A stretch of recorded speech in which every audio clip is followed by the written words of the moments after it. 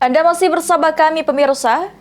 Pasangan Mawardi Yahya dan Anita Nuringhati akan melakukan deklarasi untuk maju sebagai bakal calon gubernur dan wakil gubernur Sumatera Selatan 1 minggu jelang dibukanya pendaftaran Pilkada Sumatera Selatan.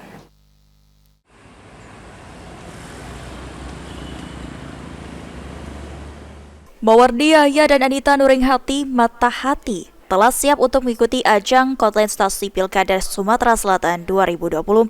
Sampai saat ini, mereka telah menerima dukungan dua partai politik, yaitu Gerindra dan Golkar, dengan total kursi DPRD sebanyak 23. Namun demikian disampaikan oleh Anita Nuringhati selaku bakal calon wakil gubernur Sumatera Selatan. Sampai saat ini mereka terus melakukan komunikasi politik kepada partai politik yang masih belum menyatakan sikap dukungan di Pilkada mendatang. Ditambahkan oleh Anita, jika dalam waktu dekat dia dan pasangannya Mawardi Yahya akan melakukan deklarasi maju Pilkada Sumsel, tepatnya 1 minggu jelang pendaftaran di KPU Sumsel. Mungkin 1 minggu sebelum pendaftaran.